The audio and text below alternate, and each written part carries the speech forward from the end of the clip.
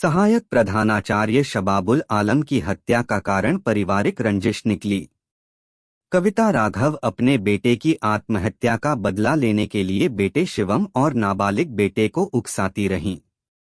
दशहरे पर हत्या की योजना बनाई और दिवाली पर गोली मारने का अभ्यास किया गया। हत्या के बाद कविता ने बेटों की सराहना की। पुलिस ने कविता, शिवम नाबालिग और उनके दोस्त हर्ष को गिरफ्तार कर लिया है। मुख्यमंत्री योगी आदित्यनाथ ने धान खरीद प्रक्रिया में पारदर्शिता और तत्परता के निर्देश दिए हैं। उन्होंने कहा कि किसानों का हित सर्वोपरि है और धान खरीद में लापरवाही बर्दाश्त नहीं की जाएगी। मुख्यमंत्री ने किसानों के भुगतान के लिए 48 घंटे की समय सीमा निर्धारित की है और क्रय केंद्रों पर बुनियादी सुविधाओं का ध्यान रखने का निर्देश दिया है। सपा प्रमुख अखिलेश यादव ने गोरखपुर में डीएपी खाद की किल्लत पर मुख्यमंत्री योगी आदित्यनाथ पर निशाना साधते हुए कहा कि किसानों को ब्लैक में खाद खरीदने पर मजबूर किया जा रहा है। सहकारी समितियों के गोदाम खाली हैं, जिससे बुवाई के समय किसानों को कठिनाइयों का सामना करना पड़ रहा है।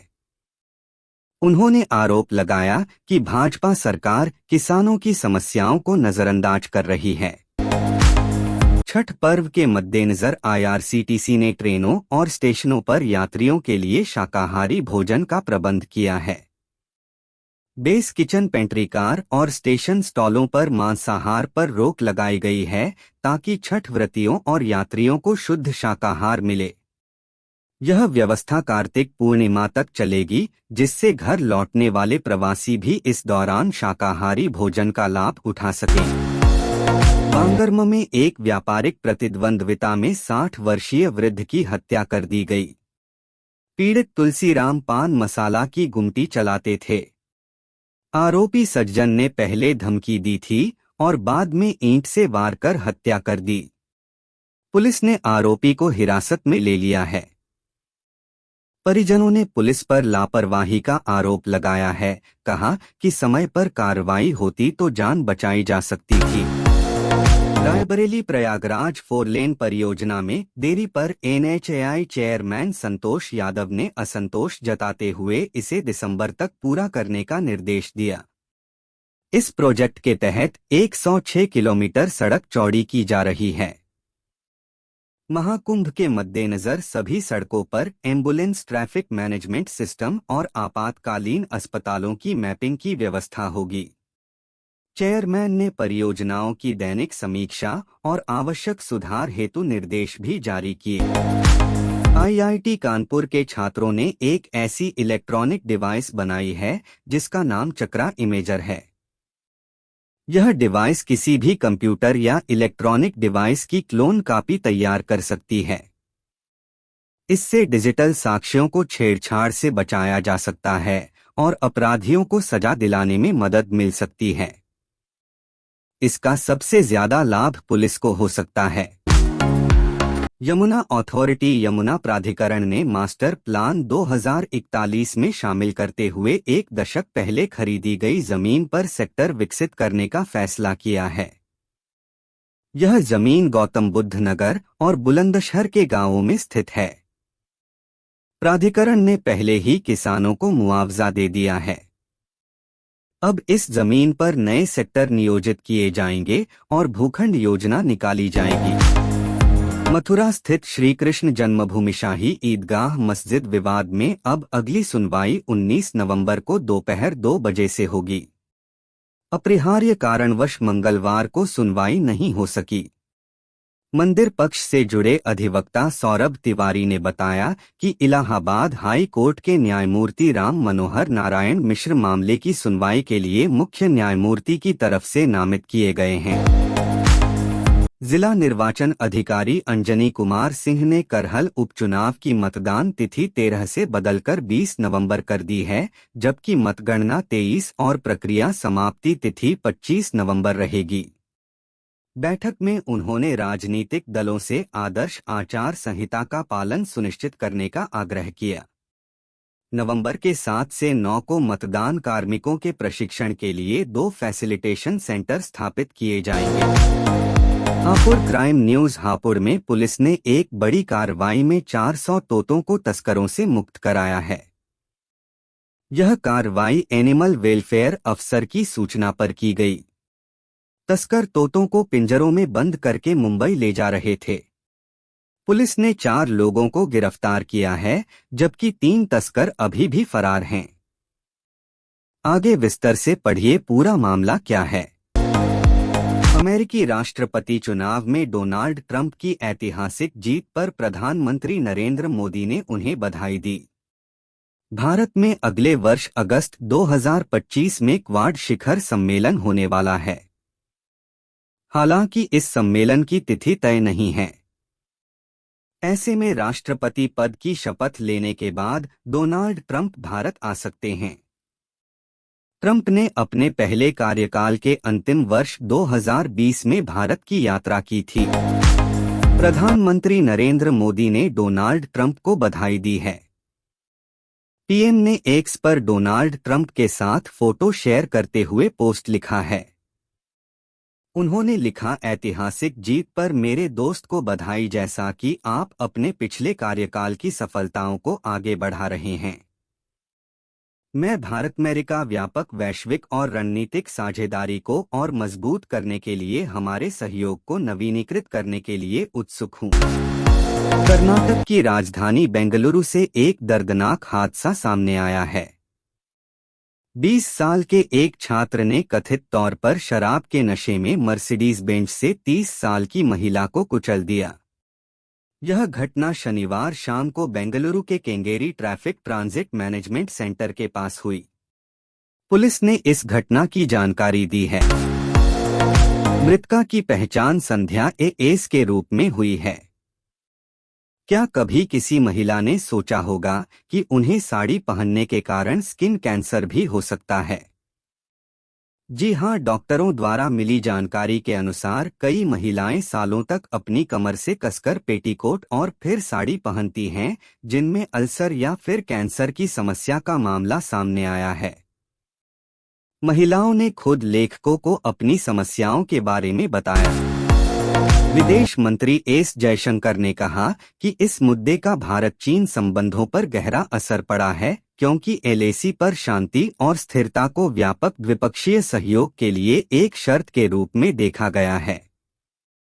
व्यवधानों के कारण दोनों देशों के बीच द्विपक्षीय संबंधों में कमी आई है। भारत और चीन के बीच अप्रैल 2020 से पूर्वी लद्दाख के पास एलएसी पर तनाव बना हुआ था। सुप्रीम कोर्ट ने निजी संपत्तियों को समुदाय के भौतिक संसाधन मानते हुए राज्य द्वारा कब्जा करके या अधिग्रहण करके सार्वजनिक भलाई के लिए वितरित करने के अधिकार पर महत्वपूर्ण फैसला सुनाया है। 9 न्यायाधीशों की संविधान पीठ ने 72 के बहुमत से दिए फैसले में कहा है कि सभी निजी संपत्तियां समुदाय के भौतिक संसाधनों का हिस्सा नहीं बन सकती। विदेश मंत्रालय और पीएम नरेंद्र मोदी के बाद विदेश मंत्री एस जयशंकर ने भी कनाडा में हिंदू सभा मंदिर पर खालिस्तान समर्थकों के हमले की कड़े शब्दों में निंदा की है और कहा है कि यह घटनाक्रम बताता है कि कनाडा में अतिवादियों को कितनी राजनीतिक जगह दी जाती है। ऑस्ट्रेलिया की राजधानी कैनबरा में विदेश मंत्री पेनी वोंग के साथ द्विपक्षीय वार्ता के बाद जयशंकर ने यह बात कही। वीक्रेडिट जॉइंस ओएनडीसी नेटवर्क। वीक्रेडिट भारत सरकार समर्थित ओएनडीसी डिजिटल कॉमर्स के लिए ओपन नेटवर्क में एक क्रेता ऐप के रूप में शामिल हो गई है। इससे व्यक्तियों और व्यवसायों दोनों को ओएनडीसी नेटवर्क के माध्यम से उधार और ऋण सेवाओं का लाभ आसानी से मिलेगा। ओएनडीसी नेटवर्क में वीक्रेडिट का प्रवेश डिजिटल वित्त परिदृश्य में एक महत्वपूर्ण बदलाव को दर्शाता है। नींबू पहाड़ में अवैध पत्थर खनन घोटाले मामले में सीबीआई ने आज 3 राज्यों में 16 स्थानों पर तलाशी ली।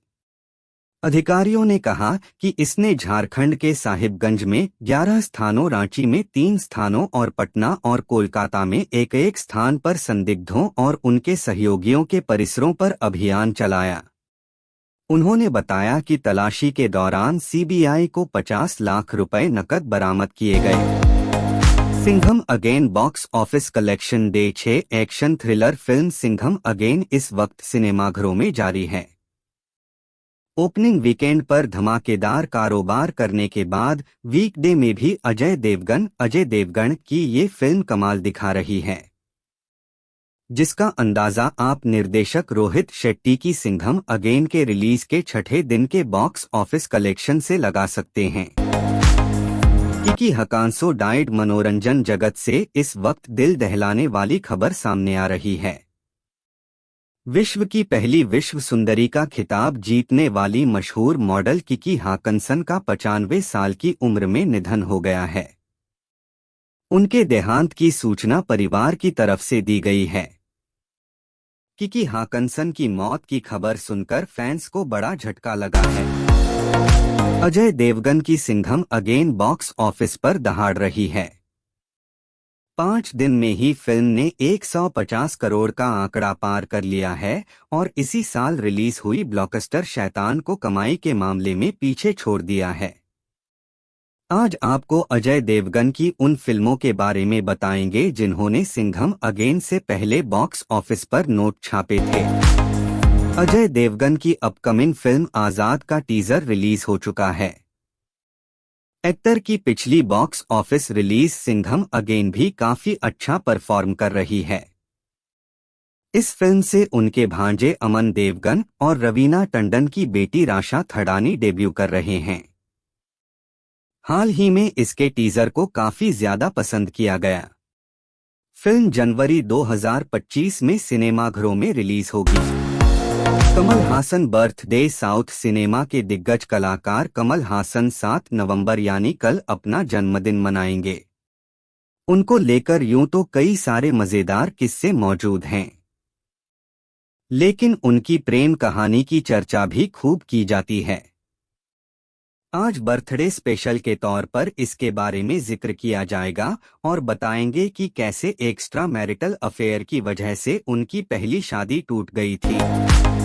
विक्रांत मासी थ्रेट्स मौजूदा समय में बॉलीवुड मेगा सुपरस्टार सलमान खान को जान से मारने की धमकियों का मामला काफी गरमाया हुआ है। इस कड़ी में अब नया नाम 12th फेल फिल्म कलाकार विक्रांत मैसी का जुड़ गया है। अभिनेता को सोशल मीडिया पर धमकी भरे मैसेज और कॉल आ रहे हैं, जिसका खुलासा उन्होंने द साबरमती रिपोर्ट के ट्रेलर लॉन्च पर किया है। भारत और ऑस्ट्रेलिया के बीच 22 नवंबर से 5 मैचों की टेस्ट सीरीज शुरू हो रही है। ये सीरीज भारत के लिए काफी अहम है क्योंकि इसी पर उसका आईसीसी टेस्ट चैंपियनशिप का भविष्य टिका हुआ है। बीसीसीआई ने सीरीज से पहले ही केएल राहुल को ऑस्ट्रेलिया भेज दिया है और वह इंडिया से खेलेंगे ताकि अभ्यास कर सकें। राहुल कल मैदान पर उतरेंगे। अफगानिस्तान और बांग्लादेश की टीमें शारजाह में पहला वनडे खेल रही हैं और जैसे ही इस मैच का टॉस हुआ एक इतिहास रच दिया गया। ऐसा काम हो गया जो पहले वनडे क्रिकेट के इतिहास में कभी नहीं हुआ है। शारजाह का ऐतिहासिक क्रिकेट स्टेडियम इस बात का गवाह बना है। अफगानिस्तान क्रिकेट टीम का ये घरेलू मैदान माना जाता है। भारतीय टीम के पूर्व कप्तान और कोच अनिल कुंबले को उम्मीद है कि 8 नवंबर से साउथ अफ्रीका के खिलाफ शुरू हो रही 4 मैचों की T20 सीरीज में 3 युवा खिलाड़ियों को डेब्यू का मौका मिलेगा। कुंबले का मानना है कि तीनों ने ही आईपीएल सहित घरेलू क्रिकेट में अपने खेल से काफी प्रभावित किया है और ये 3 डेब्यू के हकदार हैं। न्यूजीलैंड के खिलाफ खेले गए तीसरे टेस्ट में 2 अर्धशतक जड़ने का भारतीय टीम के विकेटकीपर बैटर ऋषभ पंत को फायदा हुआ है। पंत आईसीसी टेस्ट रैंकिंग में 5 स्थान की छलांग लगाकर दुनिया के 6ठे नंबर के टेस्ट बल्लेबाज बन गए हैं, जबकि जडेजा भी गेंदबाजों की लिस्ट में 6ठे नंबर पर पहुंच गए हैं। विराट कोहली और रोहित शर्मा को आईसीसी टेस्ट रैंकिंग में नुकसान हुआ है।